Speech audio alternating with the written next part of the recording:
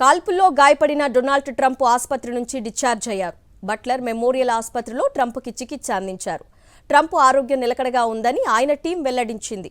రేపు మిల్వాకీలో Republican national కన్వెన్షన్లో పాల్గొంటారని party ప్రకటించింది. హత్యాయత్నం తర్వాత ట్రంప్ తొలిసారి స్పందించారు. నా కుడి చేతి పై భాగంలో బుల్లెట్ తగిలిందని ట్రంప్ తెలిపారు. ఊహించని ఘటన జరిగిందని వెంటనే అర్థమైందని, ఏదో దూసుకెళ్లినట్టు శబ్దం వచ్చిందన్నారు. చర్మంలోకి బుల్లెట్ దూసుకుపోయిందని అర్థమైందన్నారు. చాలా రక్తం కారిందని, ఏం జరిగిందో గ్రహించాలన్నారు. డొనాల్డ్ ట్రంప్కు అమెరికా అధ్యక్షుడు జో బైడెన్ ఫోన్ చేశారు. ట్రంప్ ఆరోగ్య పరిస్థితిపై బైడెన్ ఆరా తీశారు. క్షేమంగా ఉన్నట్లు బైడెన్కు తెలిపారు ట్రంప్. ట్రంప్పై కాల్పుల ఘటనను అమెరికా ఉపాధ్యక్షురాలు కమలా హ్యారిస్ ఖండించారు.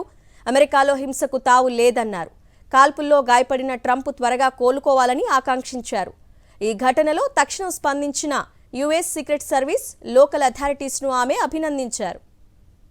అమెరికా మాజీ అధ్యక్షుడు డొనాల్డ్ ట్రంప్పై జరిగిన కాల్పులపై ప్రపంచవ్యాప్తంగా రాజకీయ ప్రముఖులు, వ్యాపార దిగ్గజ నేతలు స్పందించారు.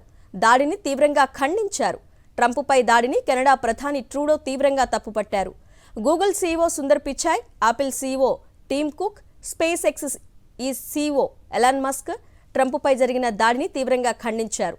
అమెరికాలో గన్ కల్చర్ అంతం కావాలని, గ్రేట్ అమెరికా గడ్డపై హింసకు తావు లేదంటూ సోషల్ మీడియాలో పోస్టులు పెట్టారు. ట్రంప్ త్వరగా కోలుకోవాలని ఆకాంక్షించారు.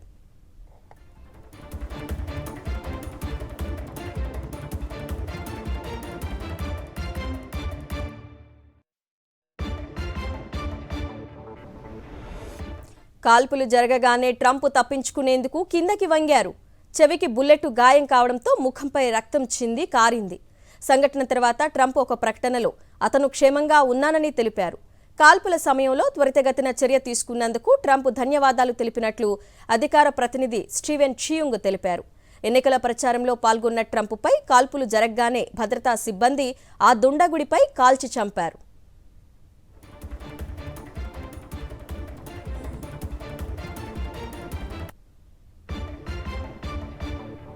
ఈ ఘటనకు సంబంధించి ర్యాలీ ప్రాంగణంలో 2 మరణించారని, వారిలో అనుమానిత షూటర్ కూడా ఉన్నాడని అమెరికా మీడియా చెప్తోంది. మరోవైపు ఈ వ్యవహారంపై సీక్రెట్ సర్వీస్ ఎక్స్లో పోస్టు చేసింది. మాజీ అధ్యక్షుడు సురక్షితంగా ఉన్నారు, పరిస్థితి అదుపులో ఉంది, ఘటనపై దర్యాప్తు చేస్తున్నాము అని సీక్రెట్ సర్వీస్ పేర్కొంది. డొనాల్డ్ ట్రంప్ ర్యాలీలో హింస గురించి అమెరికా అధ్యక్షుడు జో బైడెన్కు అధికారులు వివరాలు ఇచ్చారు. ట్రంప్ సురక్షితంగా ఉన్నారని చెప్పారు. సంఘటన వీడియోలో అమెరికా అధ్యక్షుడు జో బైడెన్ అతని పరిపాలన గురించి ట్రంప్ మాట్లాడుతున్నప్పుడు కాల్పుల శబ్దం వినిపించిందని, దీని తర్వాత సీక్రెట్ సర్వీస్ ఏజెంట్లు వెంటనే అతన్ని రక్షించి వాహనంలో నుంచి వేదికపై నుంచి వాహనంలోకి తరలించి ఆసుపత్రికి తీసుకెళ్లారని సీక్రెట్ సిబ్బంది వెల్లడించారు. ట్రంప్ను వేదికపై నుంచి దించగానే పిడికిలి పైకెత్తి నినాదాలు చేశారు. ఆయన భద్రత కోసం చర్యలు చేపట్టామని సీక్రెట్ సర్వీస్ ఒక ప్రకటనలో తెలిపింది. ట్రంప్ వేదికపై నుంచి వెళ్లిన వెంటనే పోలీసులు మైదానాన్ని క్లియర్ చేశారు. కాగా పెన్సిల్వేనియాలో డొనాల్డ్ ట్రంప్ ర్యాలీపై కాల్పులు జరిగినట్లు సమాచారం అందిందని అమెరికా అధ్యక్షుడు జో బైడెన్ ట్వీట్ చేశారు. ట్రంప్ ఆరోగ్యం మెరుగుపడాలని కోరారు. అమెరికాలో ఇలాంటి హింసకు తావు లేదు, దీనిని ఖండించడానికి మనం ఒక జాతిగా ఏకం కావాలి అని బైడెన్ అన్నారు. ఇలాంటి సంఘటనలను ఉపేక్షించేది లేదన్నారు అమెరికా అధ్యక్షుడు జో బైడెన్. ఘటనపై సమగ్ర విచారణ జరిపిస్తామని స్పష్టం చేశారు. దీనిని అందరూ ఖండించాల్సిన అవసరం ఉందన్నారు. The Trump rally was a rally that he should have been able to be conducted peacefully without any problem. But the idea that there's political violence or violence in America like this is just unheard of. It's just not appropriate. And everybody must condemn it. Everybody. I'll keep you informed, and if I am able to speak to Donald, I'll let you know that as well. But so far, it appears he's doing well, number one. Number two, that they're thoroughly investigating what happened to anyone else in the audience. We have some reports, but not final reports. And every agency in the federal government, I'm going back to my phone to speak with the federal agencies that are being put together again to give me an updated briefing. Has anything happened they learned any more in the last couple hours?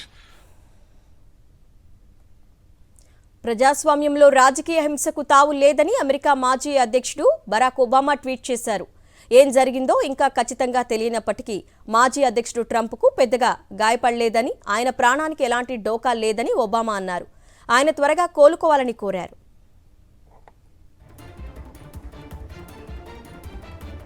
Trump పెద్ద కుమారుడు junior Donald Trump ఘటనపై స్పందించారు.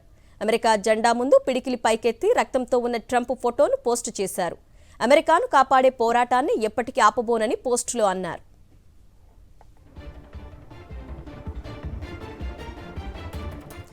America మాజీ అధ్యక్షుడు Donald ట్రంప్పై కాల్పుల ఘటనను ప్రధాని మోదీ తీవ్రంగా ఖండించారు. నా స్నేహితుడు ట్రంప్పై కాల్పుల ఘటన ఆందోళన కలిగించిందన్నారు. రాజకీయం, ప్రజాస్వామ్యంలో హింసకు తావులేదన్నారు ప్రధాని మోదీ. ఈ మేరకు ఎక్స్లో ట్వీట్ చేశారు.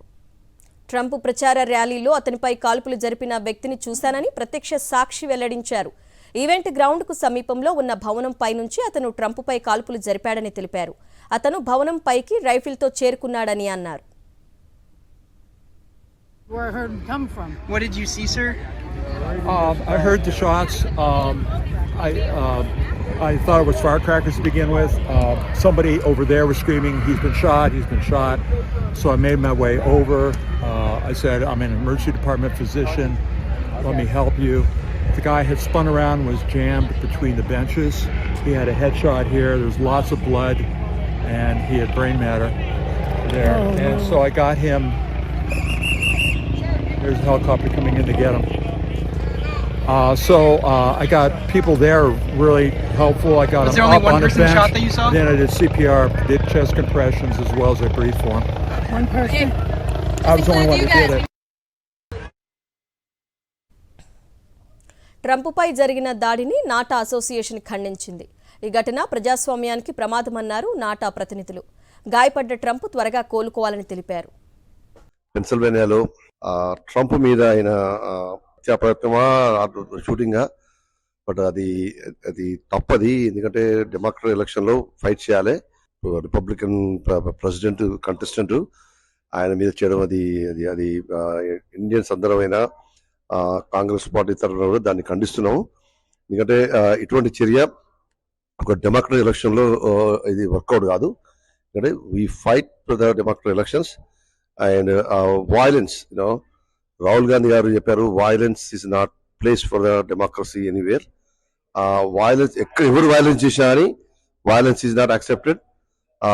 And we as Indians we discourage and we don't want to and we want here peace. We follow Mahatma Gandhi rule and we have a democracy, and in democracy has every person. ఈరోజు ఫిలడెల్ఫియాలో జరిగిన దారుణమైన సంఘటన, Trump గారి పైన జరిగిన, అది చాలా దారుణము, అన్యాయము. అటువంటి ఎప్పుడు ఎక్కడ జరగకూడదు. దీని అందరూ మేము నాటా తరపున దీనికి అందరూ కూడా మేము చాలా బాధపడుతున్నాము, విచారం వ్యక్తం చేస్తున్నాము.